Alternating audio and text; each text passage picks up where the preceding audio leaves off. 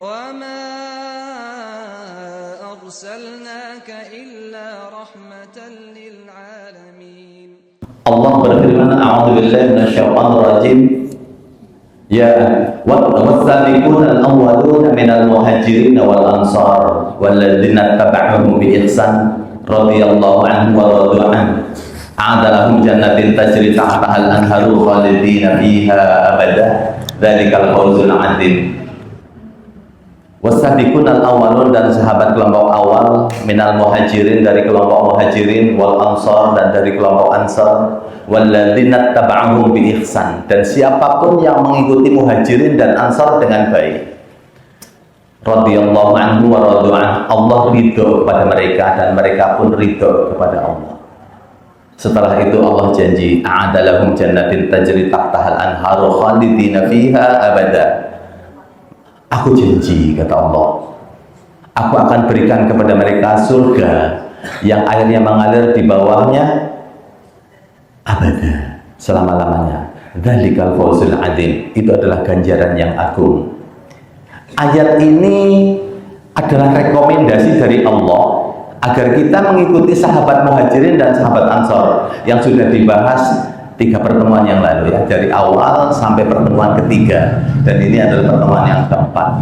Bagaimana kita beritiba dengan para sahabat supaya dapat ridho? Karena yang dapat ridho dalam ayat ini hanya ada 3, kelompok muhajirin, kelompok ansor, dan kelompok siapapun yang mengikuti muhajirin dan ansor.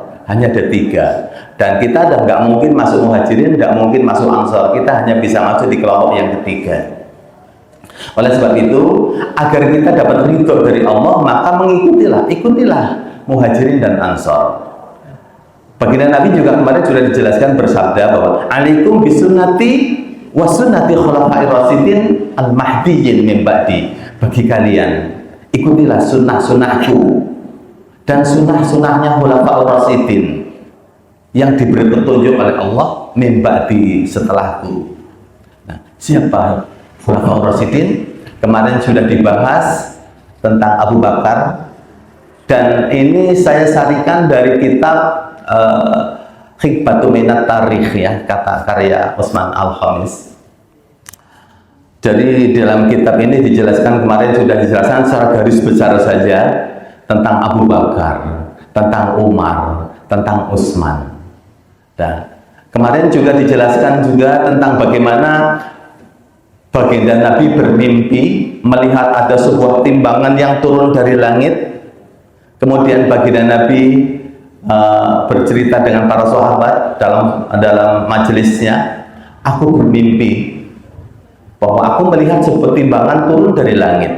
Kemudian aku naik di satu sisi, kemudian di sisi yang lain adalah seluruh umatku, kata baginda Nabi. Aku lebih berat dari seluruh umatku. Kemudian aku turun, kemudian naiklah Abu Bakar. Abu Bakar naik, dan di sisi lainnya adalah seluruh umatku. Dan Abu Bakar lebih berat dari seluruh umatku.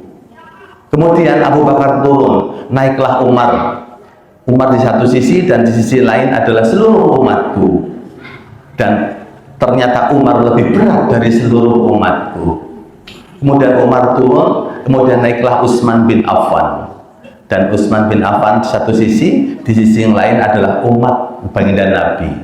Dan ternyata Utsman bin Affan adalah lebih berat dari seluruh umatku. Kemudian timbangan itu ditarik di atas, naik lagi. Kemudian para sahabat bertanya, bagaimana dengan kami ya Rasulullah? Maka baginda Nabi menjawab, kalian sesuai dengan amal kalian, kata baginda Nabi. Ini menunjukkan bahwa prestasi mereka berempat ini luar biasa. Abu Bakar, kalau baginda Nabi jelaslah, nggak perlu dibahas, ya. Kita akan membahas para sahabat ini. Baginda Nabi sudah sangat luar biasa. Berarti Abu Bakar, Umar, dan Utsman ini punya prestasi yang sangat luar biasa ketika menegakkan dan mendakwahkan Islam. Dan kemarin juga sudah dibahas bagaimana puncak prestasinya baginda Utsman bin Affan. Beliau dan para sahabat-sahabatnya itu mendakwahkan Islam mulai dari Eropa perbatasan Prancis Selatan sampai di timur, sampai di Azerbaijan dan sebagainya, Selatan Timur, mungkin sampai di Indonesia, para sahabat. Nah, di sana prestasi Islam sudah sangat luas sekali. Dan kaum muslimin ketika itu sangat disegani oleh lawan-lawannya. Dan kemudian para lawan-lawannya itu membuat sebuah rekayasa, karena mereka tahu bahwa kekuatan kaum muslimin ini tidak bisa digoyahkan dengan kekuatan fisik, apalagi dari hadapan musuh. Oleh sebab itu, maka kaum muslimin dibuatlah perpecahan dari dalam. Maka muncul seorang yang namanya Abdullah bin Sabah. Abdullah bin Sabah ini membuat kekacauan di Madinah, sehingga akhirnya terbunuhlah Utsman bin Affan. Nah, itu karena kaum muslimin sangat kuat, tidak bisa digoyahkan dengan kekuatan apapun ketika itu. Maka setelah wafatnya Utsman bin Affan digantikan yang keempat adalah Ali. Ali di sini sangat luar biasa ketika mempertahankan Islam, sangat luar biasa. Dan beliau berempat ini sudah dijamin oleh baginda Nabi seperti yang saya pernah sajikan di hadis sebelumnya, yaitu 10 orang sahabat yang masuk surga. Abu Bakar fil jannah, Umar fil jannah, Utsman fil jannah, Ali fil jannah, Abdurrahman bin Auf fil jannah, Sa'ad bin Abi Waqqas fil jannah, Thalhah bin Ubaidillah fil jannah, kemudian Zubair bin Awam fil jannah, Abu Ubaidah ibnu Jarrah fil jannah, dan Sa'id bin Zaid fil jannah. 10 orang ini dijamin oleh baginda Nabi masuk surga. Mereka diridhoi oleh Nabi sampai baginda Nabi wafat, ucapan ini tidak dicabut. Artinya mereka diridhoi sampai baginda Nabi wafat. Dan saat empatnya itu adalah termasuk yang diridhoi, yaitu Ali. Bagaimana prestasinya Ali mempertahankan Islam. Nah, Ali ketika mempertahankan Islam ini luar biasa, walaupun sudah mulai digoyah dari dalam, dan intrik-intrik terjadinya penggoyahan itu yang dipimpin oleh Abdullah bin Sabah itu sudah sangat luar biasa, tapi Ali luar biasa mempertahankannya, walaupun akhirnya beliau terbunuh juga. Itu saking kuatnya, bagaimana hebatnya Ali. Ya, saya ingin di sini pada pertemuan yang keempat ini adalah membahas bukan hanya 4 saja, ya, tapi saya akan tambahkan dengan beberapa sahabat yang sangat luar biasa, menggambarkan bagaimana kondisi para sahabat yang direkomendasikan oleh Allah agar kita ittiba kepada mereka. Yang pertama saya akan bahas tentang Abdullah bin Mas'ud. Abdullah bin Mas'ud ini seorang sahabat yang luar biasa. Beliau itu mengikuti bagaimana dan kapan terjadi turunnya wahyu. Beliau menjelaskan bahwa saya dari awal wahyu pertama sampai wahyu terakhir, saya tahu persis di mana turunnya dan kapan turunnya. Nah, ini Abdullah bin Mas'ud. Jadi Abdullah bin Mas'ud karena tahu persis ayat itu turun dari awal sampai akhir, maka kalau ada majelis di situ adalah Abdullah bin Mas'ud, maka para sahabat tidak ada yang sanggup melebihi beliau berfatwa. Fatwanya luar biasa. Nah, salah satu ajaran yang diajarkan oleh Abdullah bin Mas'ud adalah barang siapa yang mencari tokoh atau mencari teladan di antara kalian, carilah teladan orang yang sudah meninggal. Ini ajarannya Abdullah bin Mas'ud yang diberikan kepada tabi'in.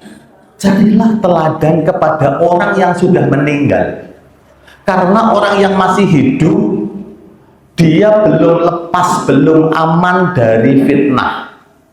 Ya, orang yang masih hidup itu belum aman dari fitnah. Tapi kalau orang yang sudah meninggal sudah terlepas dari semua fitnah. Maka carilah orang yang meninggal itu adalah sahabat baginda Nabi, kata Abdullah bin Mas'ud. Jadi kalau kita mau mencari teladan, kata Abdullah bin Mas'ud, carilah teladan kepada orang yang meninggal. Dan orang yang meninggalnya itu direkomendasikan oleh beliau adalah para sahabat. Karena orang yang masih hidup itu belum lepas dari fitnah.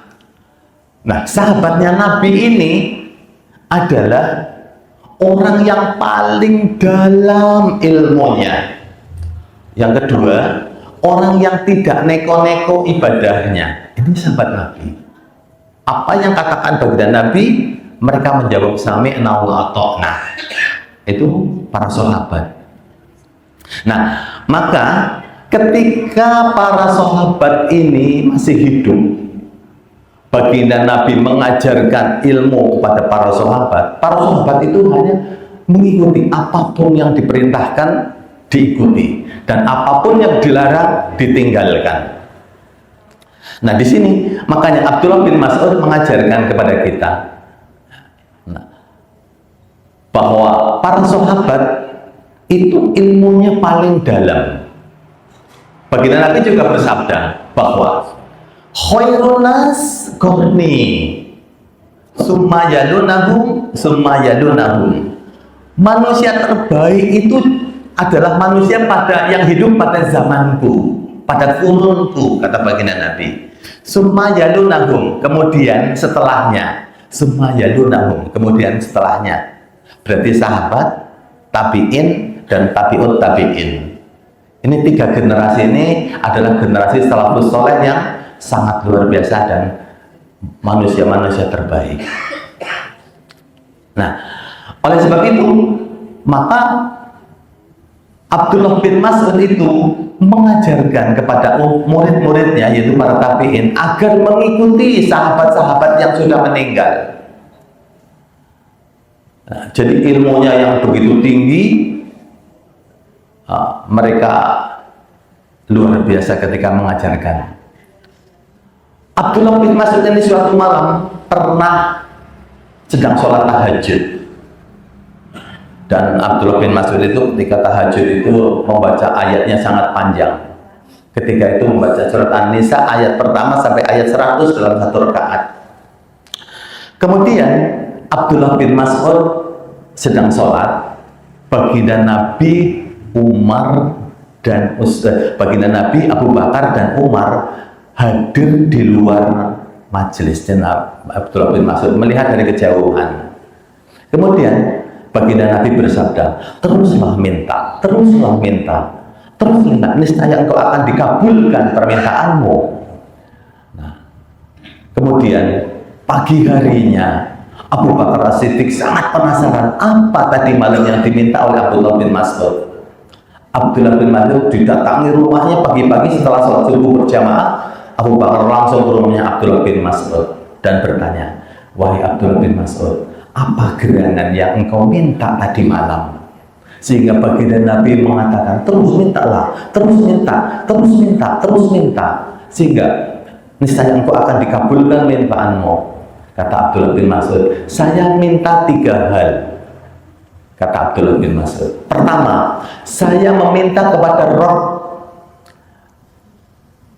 iman yang kokoh yang tidak tergoyahkan. Ini permintaan pertama. Minta kepada Allah agar imannya kokoh tidak tergoyahkan. Jadi di Ramadan ini mintalah kita kepada Allah iman yang kokoh yang tidak tergoyahkan, sebagaimana Abdullah bin Mas'ud minta. Jadi iman itu kalau sudah kokoh, iman ini tidak bisa dibeli dengan dunia pun, tidak bisa. Ini ciri khas para sahabat. Hari ini kita bisa saksikan orang banyak sekali yang tergoyah imannya karena iming-iming dunia. Nah, Abdullah bin Mas'ud tidak. Mintalah kepada Allah agar kita tidak teriming-imingi oleh dunia sehingga kita menggadaikan iman. Na'udzubillah.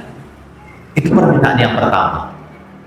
Permintaan yang kedua, saya ingin memohon, saya minta kepada Rabbku nikmat yang mengalir dan tidak terputus. Nikmatnya luar biasa. Nikmat itu nikmat yang diberikan oleh Allah kepada Abdullah bin Mas'ud. Dan baginda Nabi merekomendasikan, mintalah nanti insya Allah kamu akan dikabulkan. Ini saya dikabulkan. Nikmat yang tidak terputus dari dunia sampai di akhirat akan mengalir terus. Nikmat apa? Ilmunya yang diberikan kepada para sahabat, kepada tabi'in, itu mengalir terus pahalanya sampai kita hari ini. Ini salah satu ilmu jariyahnya Abdullah bin Mas'ud. Ya banyak juga dari sahabat yang lain, tapi salah satunya adalah Abdullah bin Mas'ud yang mengajarkan kepada tabi'in, kepada tabi'in, dan seterusnya sampailah kepada kita. Ini Islam yang diajarkan oleh Abdullah bin Mas'ud.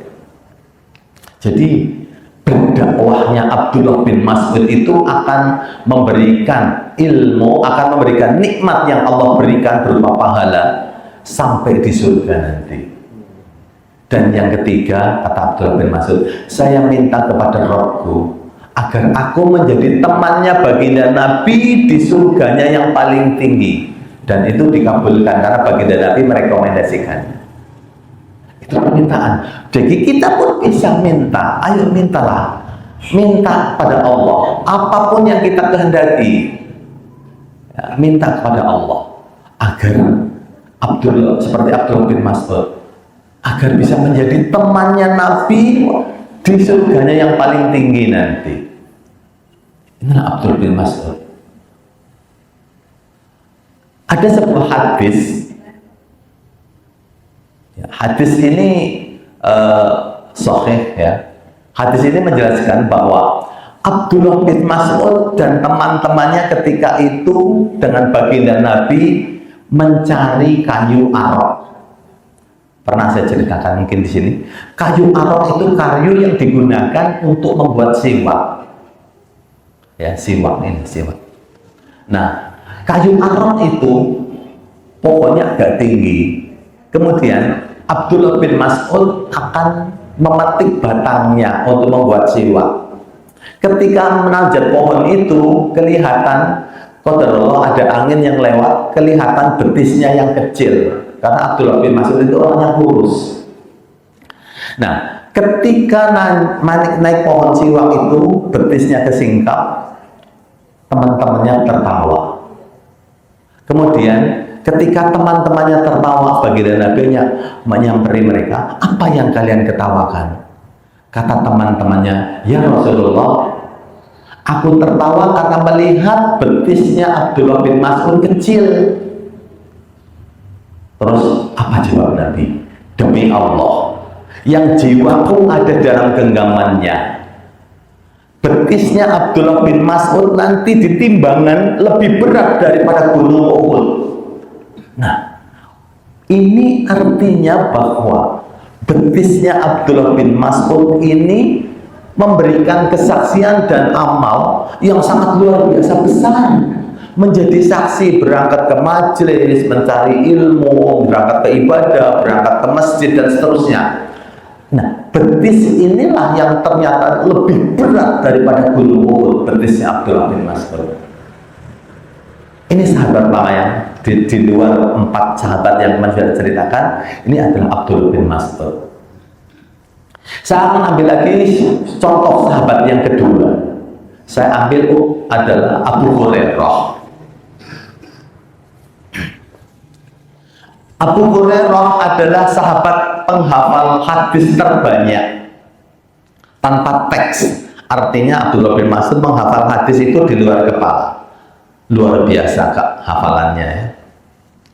Nah, ketika Abu Hurairah ingin masuk Islam, posisinya baginda Nabi sedang berangkat perang Tabuk, perang menuju Tabuk ya. Nah, kemudian Abu Hurairah masuk ke Madinah, kemudian bertemu dengan sahabat yang tidak ikut ke Tabuk dan mengucapkan 2 kalimat syahadat. Setelah itu Abu Hurairah berangkat menuju Tabuk dan menemui baginda Nabi. Kemudian banyak belajar ilmu dengan baginda Nabi. Nah, setelah pulang dari Tabuk, belajar terus dengan Nabi. Kemudian suatu ketika Abu Hurairah pamitan kepada Nabi, Abu Hurairah ini orang Yaman, ibunya di Yaman. Pamit ke Nabi, ya Rasulullah, aku ingin pulang mengajak ibuku masuk Islam. Kata Abu Hurairah, baik, diizinkan oleh baginda Nabi dan beliau pulang ke Yaman. Sampai di Yaman, ketemulah dengan ibundanya. Ibundanya masih kafir ketika itu, belum mukmin. Kemudian Abu Hurairah mendakwahi ibunya agar masuk Islam. Apa yang terjadi? Dari lisan ibunya muncul kata-kata kotor, kata-kata yang tidak pantas dan tidak baik untuk Rasulullah. Abu Hurairah nangis, sedih, sedangkan Abu Hurairah sudah sangat cinta dan mengidolakan baginda Nabi. Kemudian Abu Hurairah dengan sedih dan lemas pulang menemui Nabi di Madinah. Kemudian kata Abu Hurairah kepada baginda Nabi, ya Rasulullah, aku mengajak ibuku masuk Islam, tapi ibuku malah mengatakan hal-hal yang tidak baik terhadapmu ya Rasulullah. Ibuku mengatakan hal-hal yang sangat buruk terhadapmu. Aku mohon ya Rasulullah, doakan ibuku agar diberi hidayah dan mau masuk Islam. Kemudian Rasulullah tidak sakit hati karena dimaki-maki dan dicaci-maki dengan kata-kata yang tidak baik oleh ibunya Abu Hurairah, tidak sakit hati. Kemudian Rasulullah langsung berdoa, mendoakan ibunya Abu Hurairah. Setelah berdoa, kemudian sambil nangis Abu Hurairah juga ikut berdoa. Kemudian tidak lama kemudian Abu Hurairah pun pulang lagi. Ketika pulang ketemu ibunya sedang mandi di kamar dan kedengaran gemericik suara air di kamar mandi. Karena ibu itu paham banget dengan langkah anaknya, ibunya dari dalam teriak, wahai Abu Hurairah, tunggulah di luar, jangan buka pintu, tunggu dulu, kata ibunya. Setelah Abu Hurairah, ibunya selesai mandi, kemudian ibunya ganti baju dengan rapi, kemudian menuju pintu dan dibukalah pintu oleh ibunya Abu Hurairah dan disambut Abu Hurairah dengan baik, disuruh masuk. Setelah itu ibunya mengucapkan 2 kalimat syahadat. Abu Hurairah nangis lagi. Betapa bahagianya, betapa luar biasanya. Doa Nabi langsung dikabul oleh Allah. Ibunya masuk Islam. Kemudian Abu Hurairah waktu menghadap Nabi lagi. Setelah menghadap Nabi, minta doa lagi. Ya Rasulullah, tolong doakan aku dan ibuku agar mencintai kaum muslimin. Didoakan lagi oleh baginda Nabi. Ma'asyiral muslimin wa rahmatullah. Apa yang bisa kita petik dari pelajaran ini? Ini adalah bakti yang paling bakti. Tidak ada yang lebih bakti dari ini. Apa itu? Menyelamatkan ibunya dari siksa neraka, diajak masuk surga. Ini adalah bakti yang paling bakti. Tidak ada yang lebih bakti dari ini. Menyelamatkan kedua orang tua kita yang akan disiksa api neraka, diajak untuk masuk surga. Bagaimana dengan kita hari ini? Ajak orang tua kita yang tadinya agak jauh dengan Allah, kalau sudah muslim, ajak mendekat kepada Allah agar sama-sama bisa masuk surga. Ini adalah bakti, dan ini melebihi baktinya ketika kita memberikan emas permata kepada kedua orang tua kita, memberikan rumah yang bagus, mobil yang mewah kepada orang tua. Ini kalah, tidak ada apa-apanya dibanding menyelamatkan ibu dan bapak kita dari siksa, diajak masuk ke nikmat surga. Ini praktekkan kita. Ayo praktekkan praktekkan dengan kedua orang tua kita, praktekkan dengan anak-anak kita, praktekkan dengan saudara-saudara kandung kita. Karena itu bagian dari tanggung jawab kita. Allah berfirman, "Qu anfusakum wa ahlikum nar." Jagalah diri kalian dan keluarga kalian dari siksa api neraka. Ini dilakukan oleh Abu Hurairah yang belum lama masuk Islam. Karena ingin ibunya tidak mau ibunya tersiksa di api neraka. Ini Abu Hurairah. Ma'asyiral muslimin wa zurratal mu'minin rahmakumullah. Saya akan membuat yang ketiga. Saya akan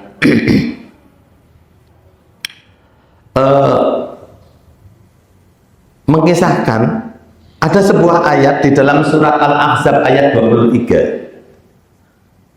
A'udzubillahi minasyaitonir rajim. Ini ada sebuah ayat.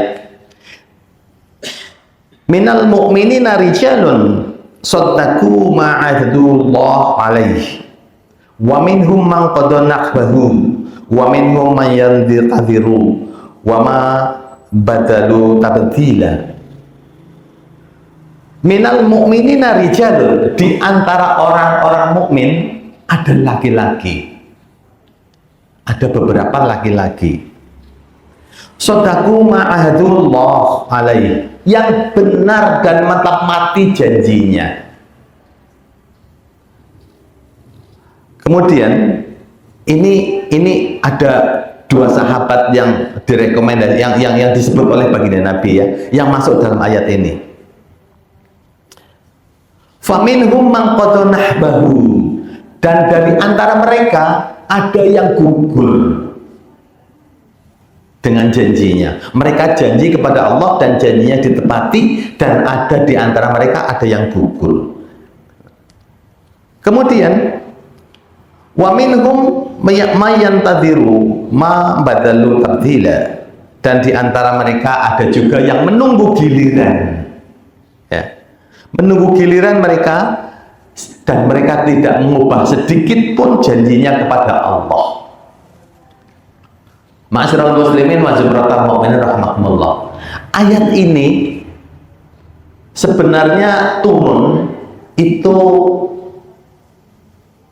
setelah perang Uhud. Nah, jadi ada sahabat namanya Mus'ab bin Umair. Beliau itu berjanji untuk menegakkan dan mendakwahkan Islam. Kemudian qadarullah, dia termasuk yang gugur di perang Uhud. Dan baginda Nabi menyebutkan ayat ini, bahwa Mus'ab bin Umair termasuk di dalam ayat ini. Nah, ini luar biasa. Ketika janji untuk mengabdi kepada Islam, mendakwahkan Islam dengan sungguh-sungguh sampai beliau menemui ajalnya di dalam Islam. Ini baginda Nabi menyebutkan salah satunya adalah Mus'ab bin Umair. Ada sahabat yang lain namanya Thalhah bin Ubaidillah.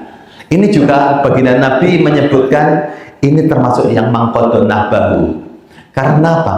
Karena Mus'ab bin Umair itu betapa luar biasanya ketika perang Uhud melindungi Nabi dari semua tangkisan, semua panah dan tombak yang akan mengenai Nabi ditangkis semua oleh Thalhah bin Ubaidillah, sampai banyak sekali terluka. Kemudian setelah selesai perang, baginda Nabi bersabda, barang siapa ingin melihat orang yang syahid namun orang yang masih jalan di muka bumi, lihatlah Thalhah bin Ubaidillah. Ini orang-orang yang betul-betul menepati janjinya kepada Allah, mangqadun nahbahu.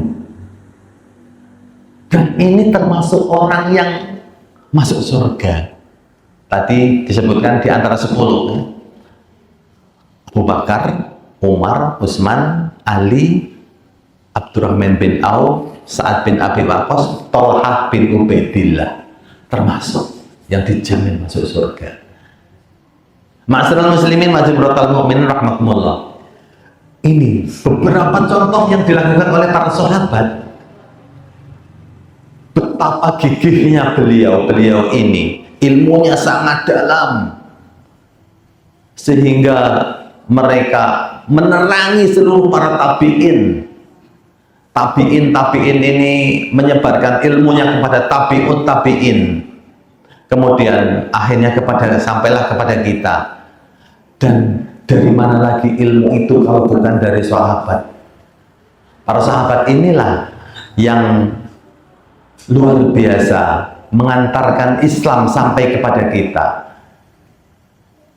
Tapi di antara mereka, walaupun sudah dijamin masuk surga tadi, itu mereka tidak puas kalau tidak benar-benar berjuang bersama Nabi, tidak benar-benar tidak menyertai Nabi ketika berdakwah, ketika mengajarkan Islam dan seterusnya.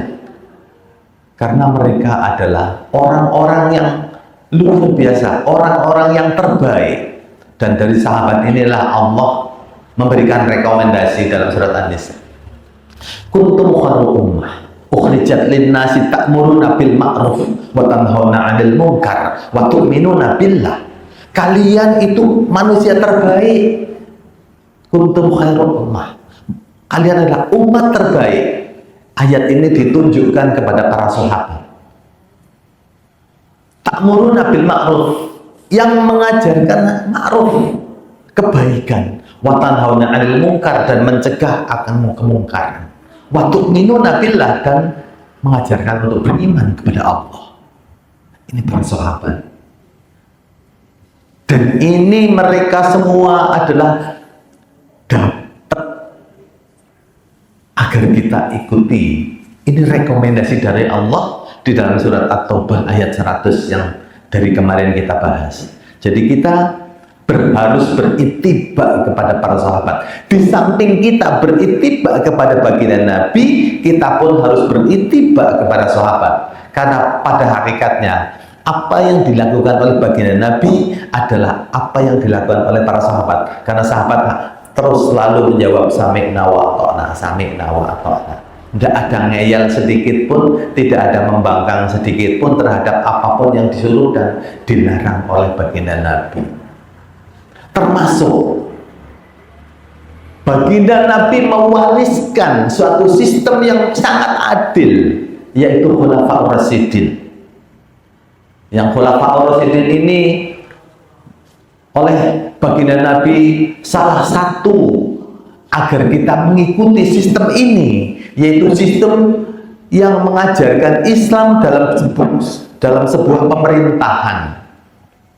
Kata baginda Nabi, alaikum bisunnati wa sunnati khulafa'ir rasyidin al-mahdiyyin min ba'di. Bagi kalian ikutilah sunnah-sunnahku dan sunnahnya khulafa'ir rasyidin yang diberi petunjuk, yang diberi bimbingan oleh Allah setelahku. Nah, ini baginda Nabi menganjurkan agar rekomendasi ini pun masuk kepada kita. Baginda Nabi mengajarkan agar kita mengikuti khulafa'ur rasyidin. Masyarakat muslimin masyarakat mukminin rahimahullah. Ini mungkin ini yang bisa saya sampaikan pada kesempatan ini, karena waktunya sudah hampir jam 6 dan banyak di antara panjenengan yang punya aktivitas lain, mungkin ada yang mau berangkat kerja dan sebagainya. Maka pertemuan ini saya mohon maaf, saya akhiri dengan sampai di sini. Wabillahi taufiq wal hidayah. Assalamualaikum warahmatullahi wabarakatuh. Dan diakhiri dengan doa kafaratul majlis. Subhanakallahumma wa bihamdika asyhadu an la ilaha illa anta astaghfiruka wa atubu ilaik. Assalamualaikum warahmatullahi wabarakatuh. Waalaikumsalam.